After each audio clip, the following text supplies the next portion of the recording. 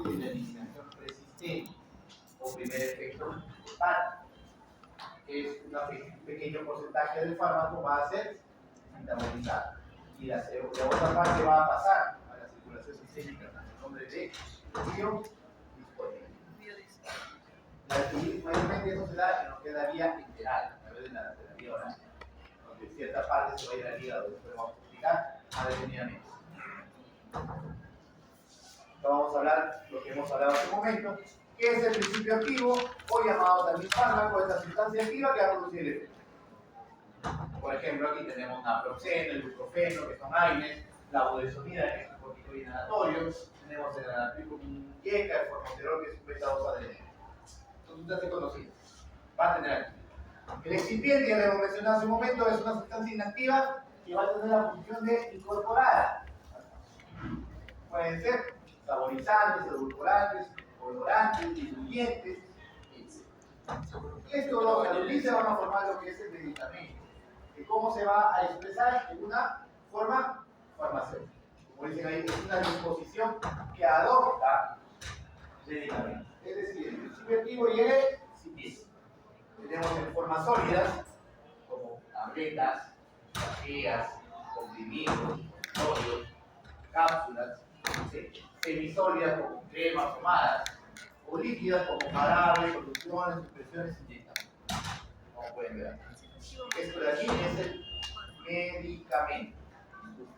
La presentación se llama forma farmacéutica. Tipos de mecanismo de transporte, hay según la complejidad, puede ser transporte simple o transporte especializado, pero vamos a centrarnos en este, según el gradiente de concentración. Según el gradiente de concentración, va a clasificar los medios de transporte en dos: transporte pasivo y transporte activo. El transporte pasivo es cuando va a favor del gradiente. Quiere decir, de un lugar donde hay bastante concentración a un lugar de menor concentración.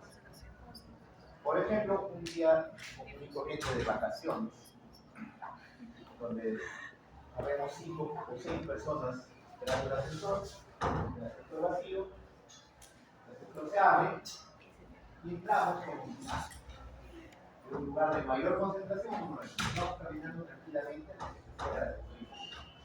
transporte un lugar de mayor concentración. Otro día, como hoy en la tarde estamos en el cuarto piso, quiero subir del cuarto al octavo, pero el primero ya siguiendo la sala. Y en el cuarto vemos como 10 personas esperando subir al octavo. Se abre el ascensor y entra, como sea, nos metemos de los 10 que estamos afuera, nos metemos 8. Empujándonos uno sobre otro, hermano. Haciendo esfuerzo. En un lugar de mayor concentración, pero de menor concentración a uno de mayor. Transporte activo. Tenemos las tablas. El transporte pasivo se va a dividir en 3 tipos. Una difusión simple, que se da en sustancias liposolubles, porque van a atravesar fácilmente una membrana lipídica. Tenemos a través del transporte de difusión facilitada, a través de canales o a través de proteínas transportadoras llamadas camiones. Pero el fin es de un lugar de mayor concentración o uno de menor. Estamos hablando a favor del gradiente de concentración. En cambio, en el transporte activo, estamos yendo, podemos decir, de un lugar de menor concentración a uno de mayor. Se necesita esfuerzo para poder pasar. Lo que consume va en contra del gradiente de concentración. Factores que modifican la absorción. Tenemos la solubilidad. ¿Cuándo se absorbe más? Cuando son liposolubles. Tienen mayor facilidad de absorción. La formulación. ¿Cuándo se va a absorber más fácil? En este momento, cuando esté en estado líquido.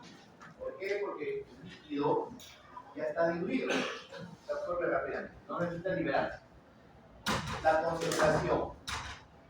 Ácidos y bases fuertes van a absorberse más fácilmente que un ácido o una base. La circulación. Donde hay mayor flujo sanguíneo va a haber mayor absorción. ¿Qué quiere decir? Que coloco un fármaco en el tejido celular subcutáneo, en la grasa, y otro en el músculo, ¿cuál se va a absorber más rápido?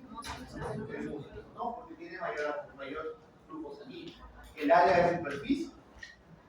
El tracto gastrointestinal tiene un área de superficie amplia, a diferencia de otras áreas como el área celular. El tamaño de la molécula. Mientras más pequeña es la molécula, más rápido se va a absorber.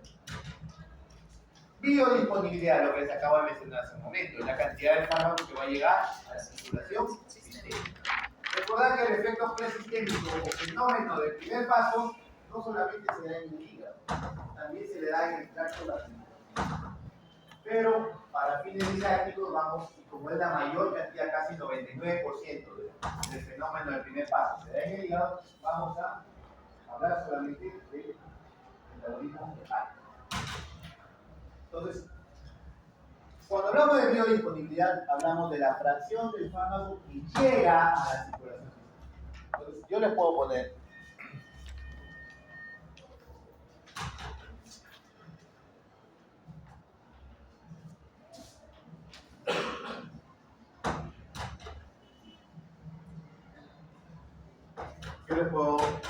digamos, tengo un fármaco del 80%, una biodisponibilidad del 80%.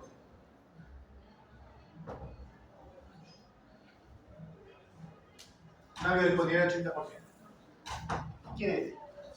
Que solo el 80% va a pasar a la circulación sistémica. Y el 20% va a normalizar. Muy bien. Con este mismo fármaco, con una biodisponibilidad del 80% y le administro 400 miligramos de un fármaco con una biodisponibilidad del 80%. ¿Qué cantidad del fármaco va a ser metabolizada en el hígado?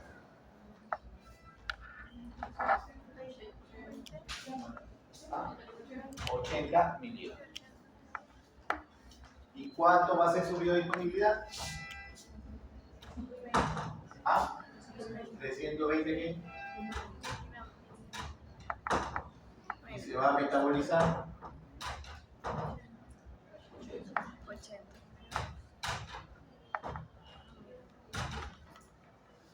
80. Yo lo he hecho, he multiplicado 400 por 0.2, o sea 20%. Por multiplicado 400 por 0.8, que es la biodisponibilidad, y me da el suelo. Fácil. Si le viene una pregunta así, supongo que la van a responder.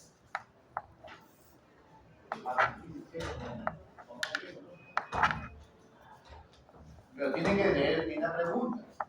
La pregunta puede decir, ¿cuál es la biodisponibilidad? O la pregunta dice, ¿qué cantidad llega a la circulación sistémica? O la pregunta dice, ¿qué cantidad se metaboliza? Si ustedes tienen ese concepto, el resto es, esto se llama tanto por ciento o porcentaje. ¿Y eso en dónde nos han enseñado? En el colegio. Fácil.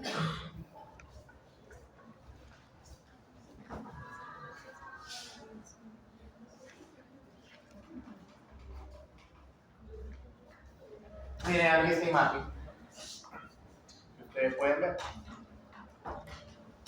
Cuando ustedes ingieren un alimento, se degrada en el tracto gastrointestinal, por ejemplo, proteínas, aminoácidos, carbohidratos monosacáridos. Y una vez que se absorbe, ¿van hacia dónde? ¿Hacia dónde va una vez que se absorbe el intestino? A ver, fisiología 2. ¿A dónde? ¿Qué pasa, chicos, cuando se absorben los alimentos? ¿A dónde va? Chicos, ¿no llevamos fisiología? ¿Ah? Portal. Circulación portal. ¿Y hacia dónde lo lleva? Al hígado. A través de la circulación portal. Lo mismo sucede con los páramos. Que se ha absorbido por el intestino a través del sistema portal y va hacia el hígado. Y acá se da el primer paso porque hay una parte que se va a metabolizar y lo que no se metaboliza va hacia acá, hacia la vena cava inferior, hacia la circulación sistémica. Y esa cantidad que llega a la circulación sistémica se llama biodisponible. En la vía rectal, ustedes ven aquí, en la vía rectal el primer paso es parcial. ¿Por qué? Porque en el recto hay los plexos hemorroidales superiores y los inferiores. Los superiores van a la circulación portal y los inferiores van hacia la circulación sistémica. Por lo tanto, una parte va al primer paso y otra parte no, porque no se da una biodisponibilidad exacta. En la vía endovenosa, como ven acá, va directamente a la vena cava superior, a través de las venas cefálicas de los brazos, o quizá puede ser una vía en pie, va hacia la vena cava, va hacia la circulación sistémica, directamente. ¿Cuánto es su biodisponibilidad de la vía endovenosa? 100%. 100%. Tenemos la vía sublingual, que también es a través de las venas sublinguales de submaxilares, directamente a la circulación sistémica a través de la vena cava. Prácticamente estamos hablando también de una biodisponibilidad del 100%.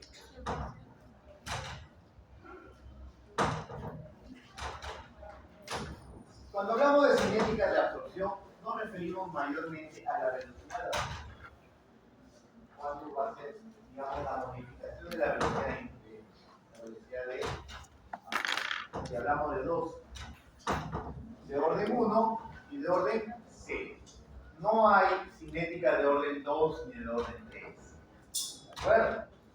¿En qué se diferencia? ¿Cuál es el concepto de 1? En la cinética de orden 1 me indica que la velocidad de absorción disminuye, ojo, la velocidad de absorción disminuye conforme disminuye la concentración de fármaco. Eso es prácticamente de casi todos los fármacos. ¿Qué quiere decir? Si yo me administro un fármaco vía oral altamente concentrado, la velocidad de absorción va a ser alta.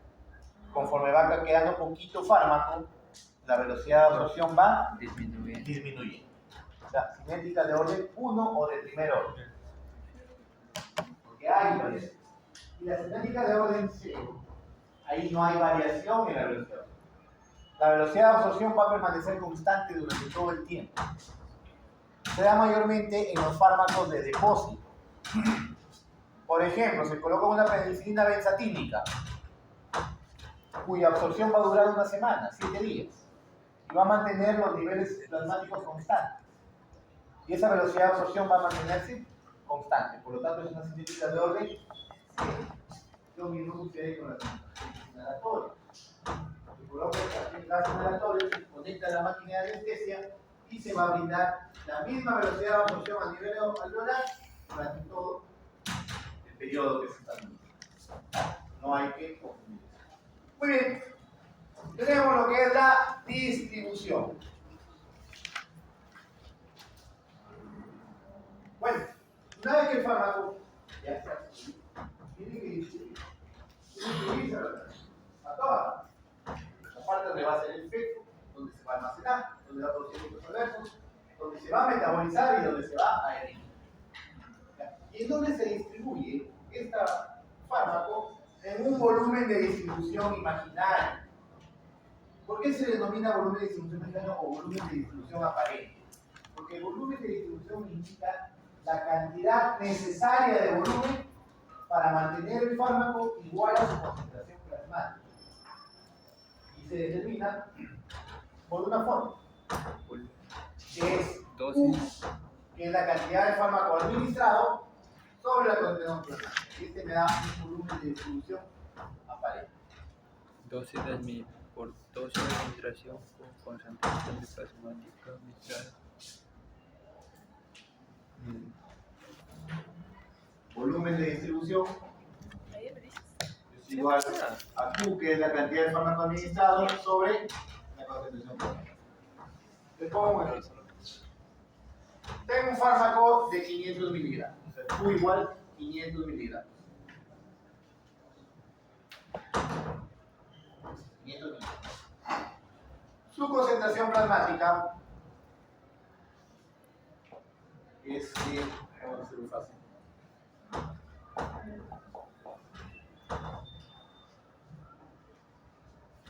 su concentración plasmática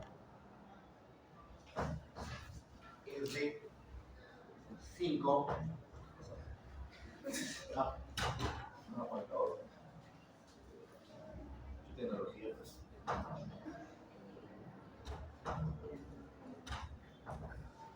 La concentración plasmática es de 5 microgramos por mililitro. ¿Tiene cuánto es su volumen de distribución? ¿Cuánto es?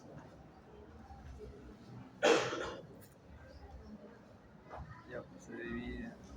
Claro. 505. 100. 100 100 qué? mini. ¿Ah? Microgramos por mililitro. Microgramos No, por pues se elimina. mililitros. A ver. Cuando hablo de concentración, ¿qué nos enseñaron en el colegio? A ver, hablamos de una solución. Cuando hablamos de una solución, hablamos de dos partes. Un soluto y un solvente. Muy bien. Ahí nos enseñan. En farmacología, el soluto siempre va a estar en unidades de masa.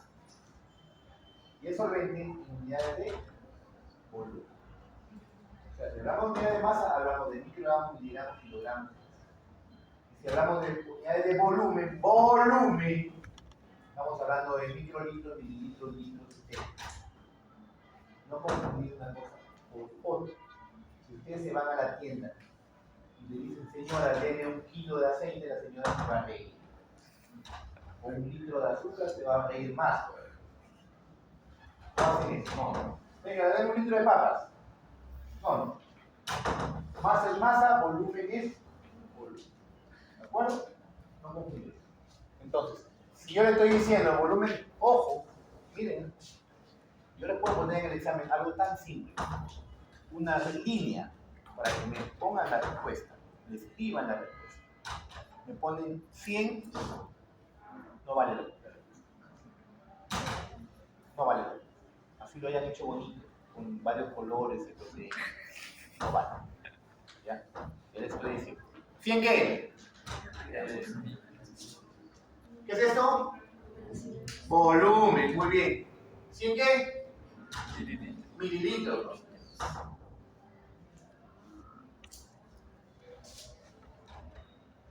Entonces, masa se va. No. No me mezcles papá. Métele corrector. ¿Qué es esto? Miligramos. Miligramos. ¿Y esto? Microgramos. No es lo mismo. Hay que convertir. Fíjate, se va gramos. Se va, pues, gramos con gramos se va. 500 miligramos hay que convertirlo en. Microgramos. Entonces, ¿cuántos microgramos hay acá? ¿Cuánto? 500.000.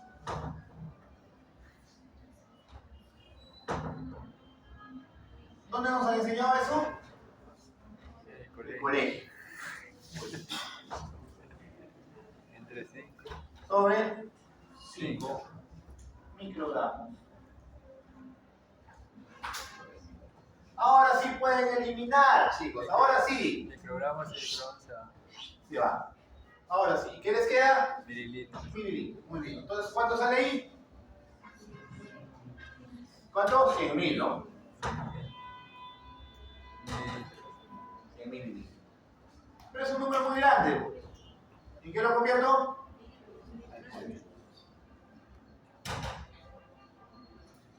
100 litros. ¿Qué quiere decir?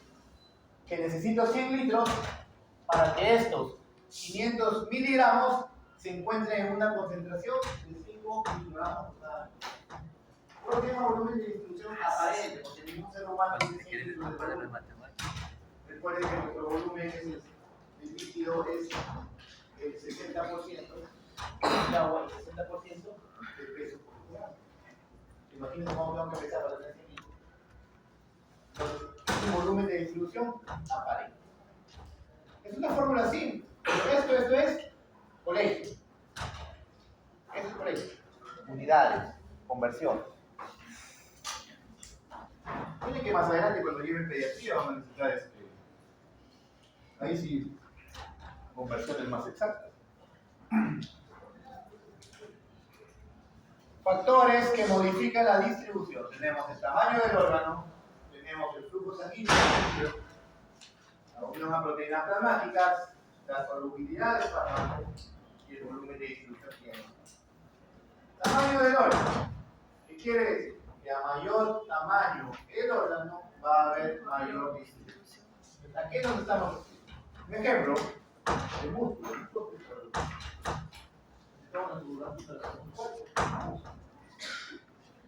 Flujo sanguíneo de tejido. Mientras mayor flujo hay, va a haber una mayor distribución de medicamentos, una mayor velocidad de medicamentos. Entonces, una mayor velocidad quiere decir que el tiempo por el que va a permanecer ahí va a ser. Por ejemplo, en el tejido adiposo, cuyo flujo es bajo, el tiempo va a ser mayor. Por eso que hay algunos fármacos que tienden a almacenarse en la grasa, como lo es los barbitúricos, la benzodiazepina. Entonces, en pacientes obesos, el efecto puede durar más de un barbitúrico o de una. Entonces, eso tenemos que tener en cuenta nosotros en el momento de administrar anestesia. Sé que el fármaco es liposoluble, puede tender a almacenarse más tiempo. Puede demorar en esto. Unión a proteínas plasmáticas, este es un punto bastante importante, porque el fármaco que está unido a proteínas plasmáticas es el fármaco que no va a tener actividad y va a permanecer más tiempo en el organismo. Por eso un fármaco que tenga mayor porcentaje de unión a proteínas plasmáticas va a tener una duración de efecto mayor. Ya lo veremos eso cuando lleguemos en anestésicos locales. Pero bueno, el delegado, ¿tu nombre cuál es? Cristian. Cristian, yo veo que tiene cara de tranquilo.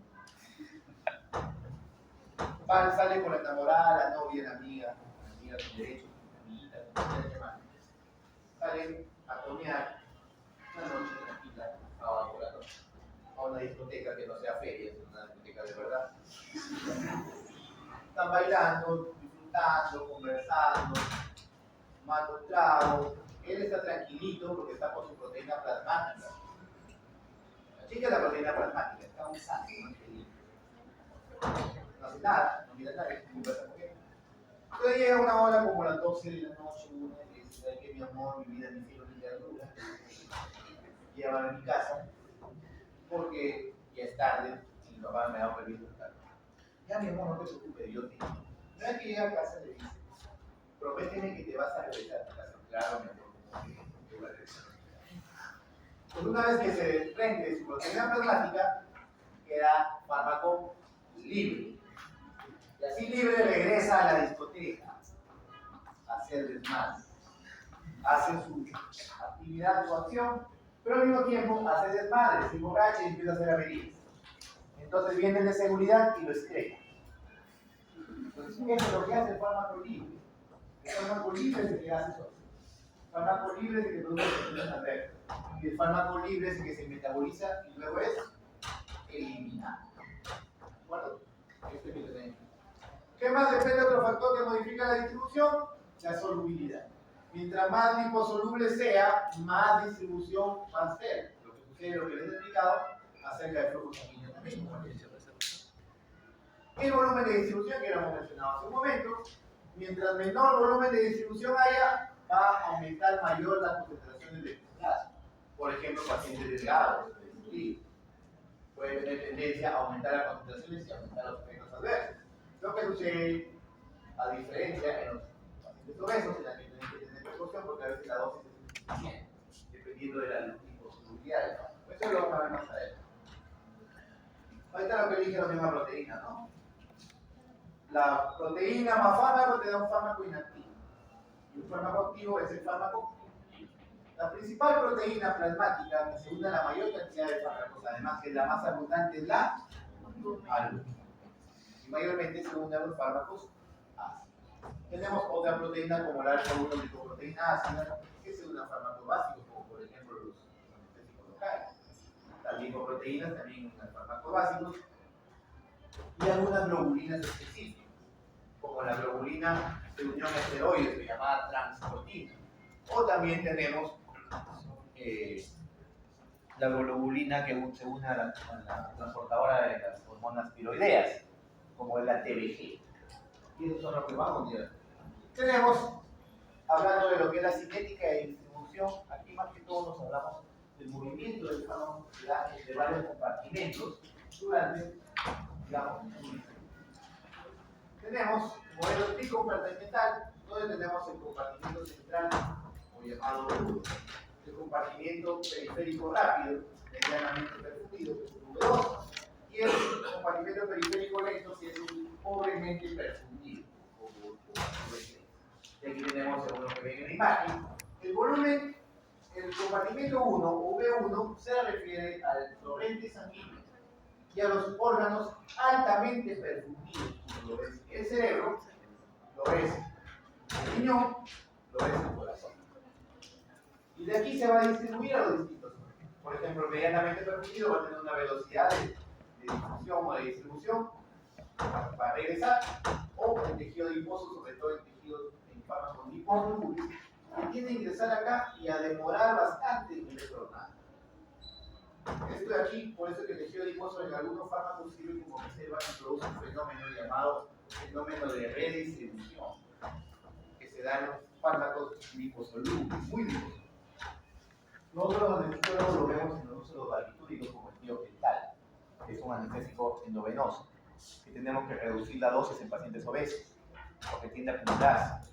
O, digamos, esperar una redistribución y puede volver a dormir al paciente.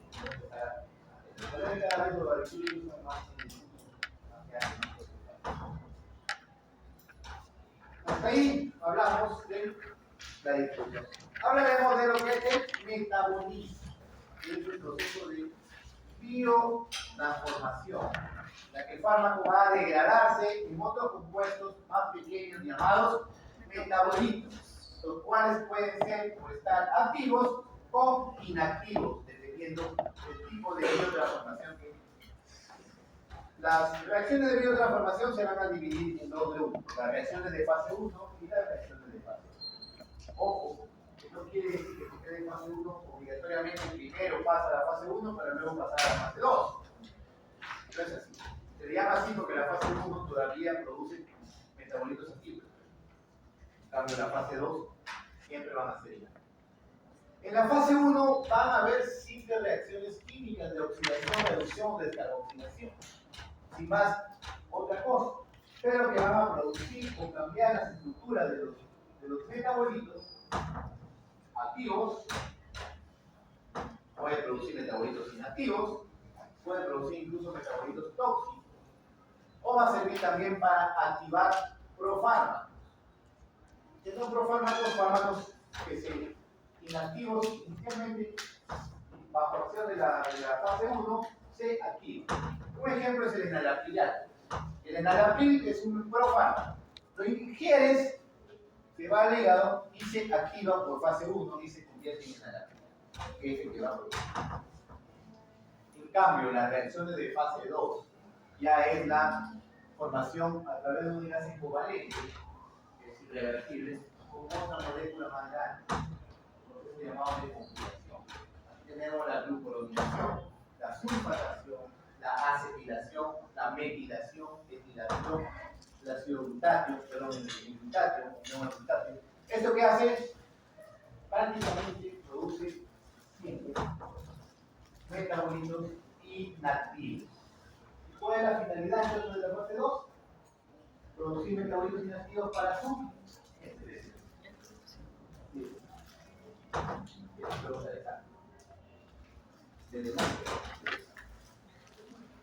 Entonces, aquí vamos a ver según la imagen que tiene aquí. ¿Cómo pueden ver? Fase 1, reacción de oxidación. Una de las fases de oxidación, reducción, hidrólisis, una de las fases de los de las reacciones de oxidación más importantes conocidas en la fase 1 es el citocromo P450. Citocromo P450. Como ven aquí, produce metabolitos activos, inactivos, tóxicos o la activación de profano. Y esto de aquí puede irse directamente a la eliminación o puede pasar a la fase 2, donde va a producir estos procesos de acetilación, ventilación, conjugación para producir netamente o siempre metabolitos inactivos. Y ahora se van a eliminar. Un ejemplo de un metabolito tóxico es el paracetamol. El paracetamol, cuando se ingiere, va a la fase 1 y produce un metabolito llamado NAPNI, que en sí significa N-acetilparabenzoquinonamina. Este NAPNI es tóxico, destruye a las células del hígado, las hace pedazos. Pero nuestro cuerpo es tan inteligente que una vez que se forma el NAPNI, pasa a la fase 2 y lo conjuga con glutatión. Se neutraliza, se elimina, se excreta a través de la orina y no pasa nada. Pero ¿qué pasa cuando consumen demasiado paracetamol? Unas 30 tabletas. Se acaba el glutatio, ya no puede controlar, ya no puede neutralizar y se produce un cuadro llamado hepatitis por paracetamol. Potencialmente mortal. Por eso que cuando hay una intoxicación por paracetamol se dirá que pasa con aceticisteína. Porque esta aceticisteína que hace en el hígado se convierte en glutatio. Y eso neutraliza al exceso de NAPNI que hay ahí. Esto lo vamos a ver. Mira aquí, vuelvo a repetir. Fase 1, viene hasta con los dibujitos. Profármaco se convierte en fármaco, o el fármaco se convierte en metabolito, que puede ser inactivo o puede ser activo, o inclusive tóxico. ¿No? Y aquí se encuentra en la fase 1 el sistema microsomal del citocromo P450, siendo el más importante el 3 a 4, el CIF 3 a 4. Tenemos reacciones de oxidación, reducción hidrólica, pues respectivas enzimas, y la fase 2, que a través de la conjugación y otras reacciones químicas produce metabolitos inactivos con la finalidad de ser excretadas inmediatamente. Esto es lo que me refiero yo al metabolismo microsomal que se da en el vestíbulo endotelial, cuya función fisiológica es metabolizar sustancias xenobióticas, es decir, fármacos. Recuerden que el término xeno significa fuera de, extranjero, biótico, vida, fármacos, sustancias exógenas y algunas sustancias endógenas. La mayoría de los fármacos se metabolizan a través de este sistema, que da reacciones, digamos, oxidativas. Estamos hablando de reacciones de oxidación. ¿A qué fase nos referimos? Fase 1. Fase 1. Reducción, oxidación, hidrólisis. No se olvide. Y se da aproximadamente en el 60% de los casos. ¿Ven acá? Enzimas que intervienen son oxigenasas, por lo tanto es oxidación. Y si hablamos de oxidación, estamos hablando de fase 1. No se olviden. Aquí es pregunta de examen. No de fármaco, pero sí. Sistema monooxigenasa, sistema del citocromo P450. Y acá hacen distintas isoformas. No va a tener que ser solamente la más importante. ¿Cuál es la más importante? Citocromo 3 a 4. 3 a 4. ¿Cuánto? ¿Por qué? Porque el numeroso. Sí, la más importante, el 50%. Interacciones medicamentos. Que es un tema de la siguiente semana. Citocromo P2. La mayor parte, como les son monooxigenasas, la mayoría de estos procesos metabólicos utilizan esta forma de comportamiento. Siendo la más importante, la CIF 3 hasta un 50% de todos los. Muy bien, factores que influyen sobre la biotransformación. Aquí hablaremos de dos puntos importantes, lo que es la inducción enzimática y la inhibición enzimática. Aquí estamos hablando de interacciones farmacológicas. ¿Y qué tipo?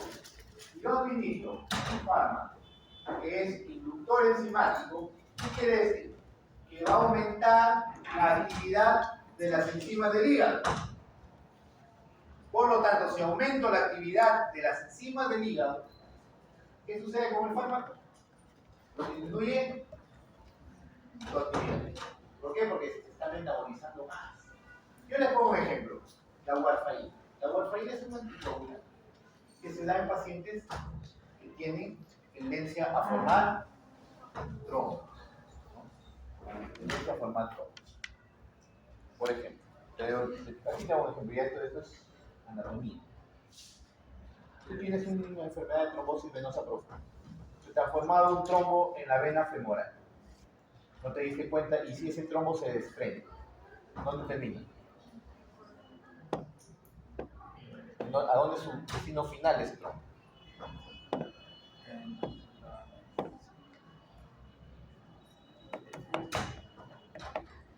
¿Dónde?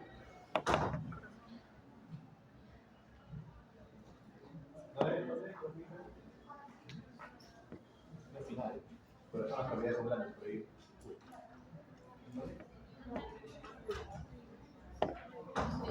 Muy bien. ¿Cuál es tu referencia?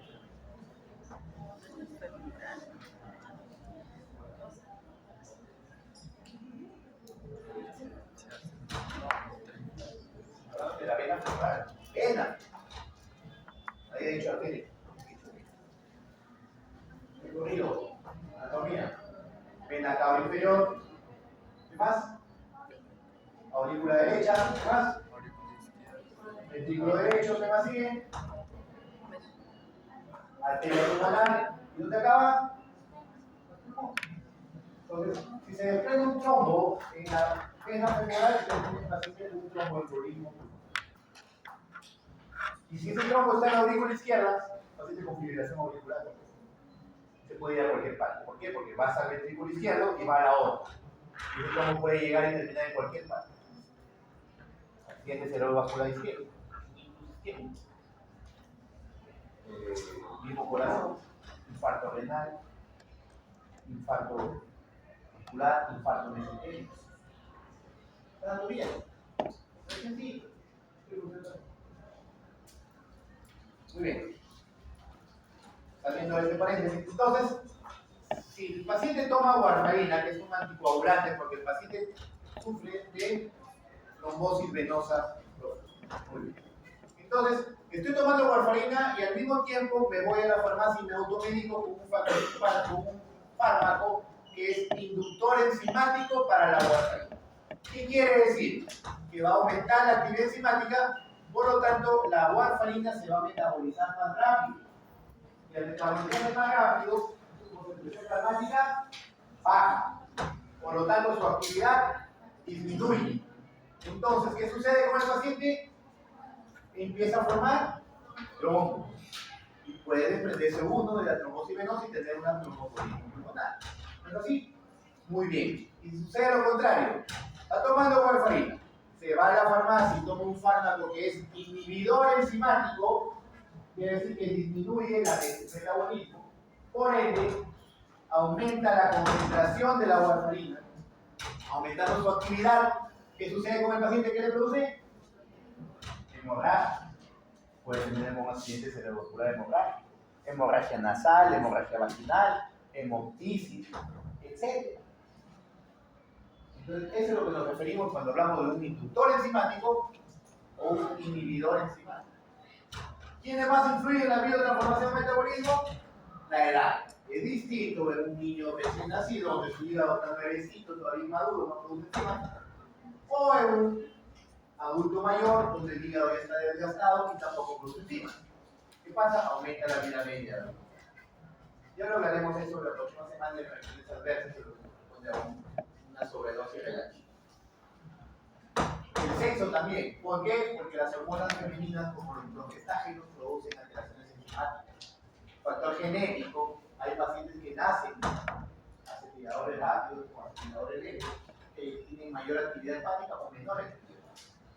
Y son, digamos, transmitidos genéticamente.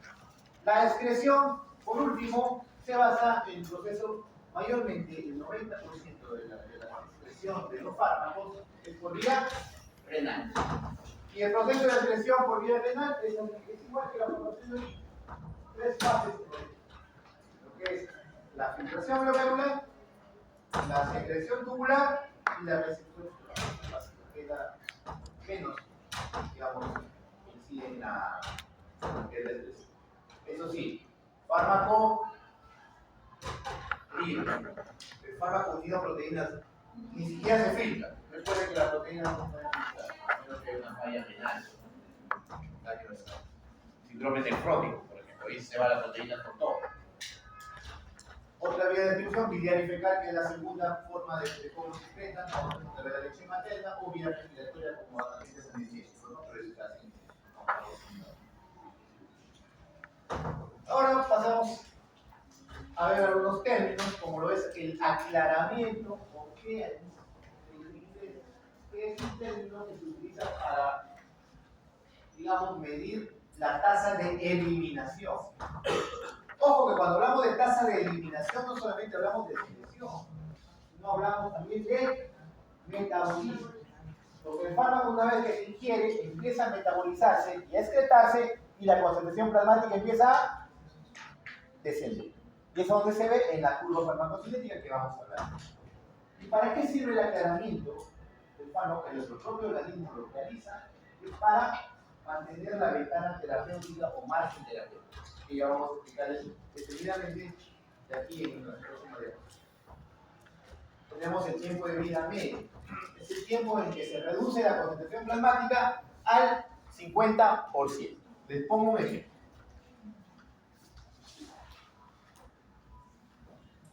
Tengo un fármaco de 400 miligramos. ¿Ya? 400 miligramos. Un tiempo de vida media de 2 horas. Muy bien. ¿Qué quiere decir? Que en 2 horas, ¿qué cantidad de fármaco hay? 200. 200. ¿En 2 horas más? Nada. ¿Cuánto? Sí, muy bien. O sea, desaparece el fármaco por si acaso. En 2 horas más. 50. 2 horas más. 25.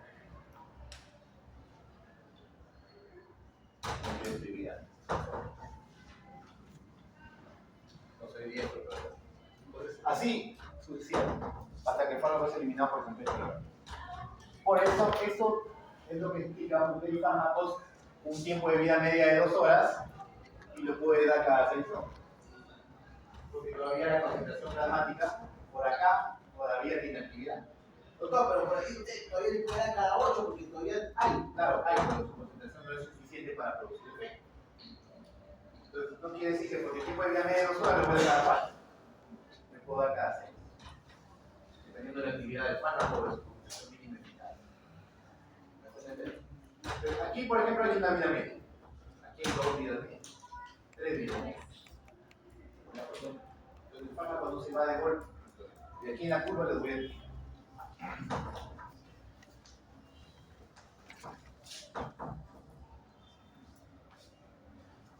Concentración mínima eficaz. Es la concentración mínima necesaria para producir efecto.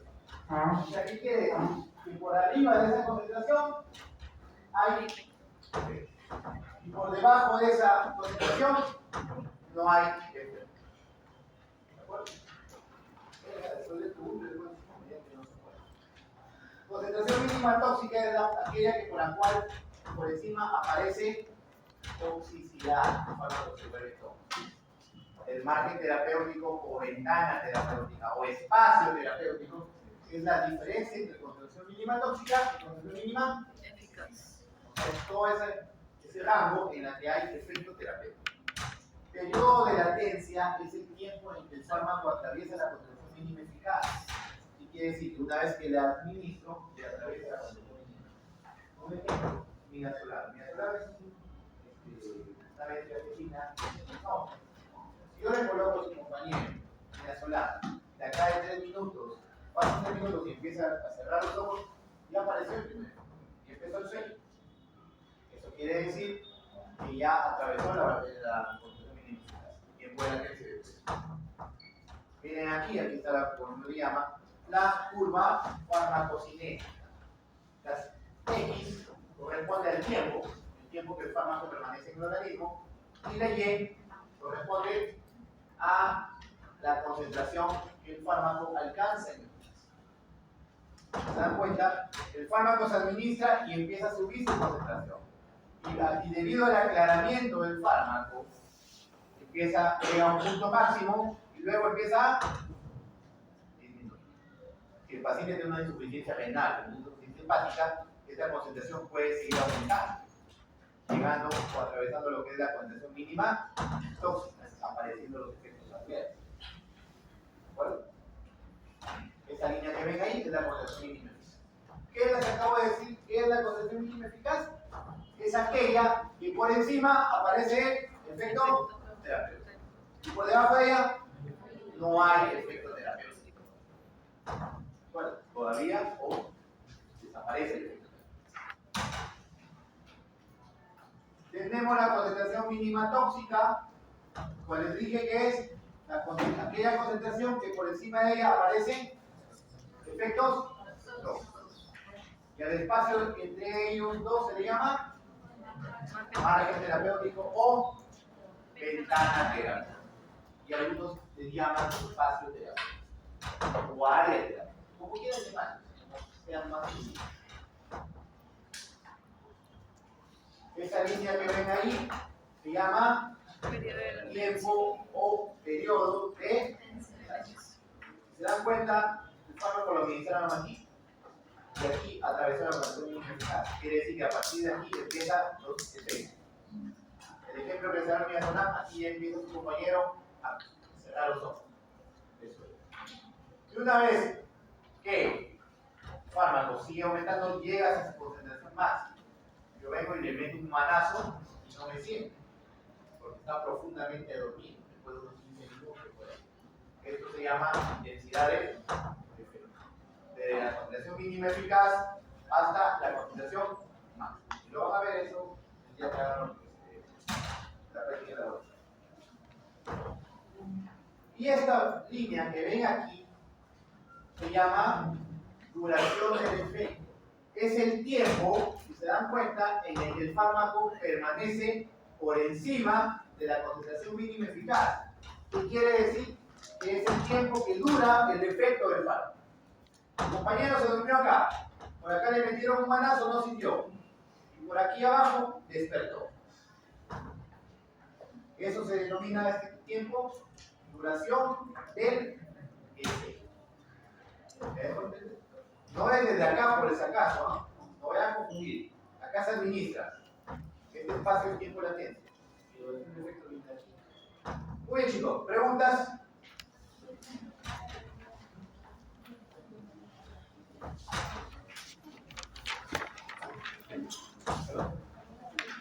No, obviamente desde aquí hasta cuando hablamos de línea, no hasta que permanece la mitad de la concentración del organismo, no en el plato, ya habla en la curva, donde son plasmáticos. En cambio, el tiempo de vida mismo permanece. No, el entrenamiento es, digamos, trata de eliminar, no solamente habla de explicarlo, metabolizarlo y explicarlo. Muy bien, chicos, ¿alguna otra pregunta? ¿Ninguna? Bueno, lo que es farmacodinámica lo continuamos la próxima semana junto con los temas, porque no había tiempo. Nos demoramos en presentar el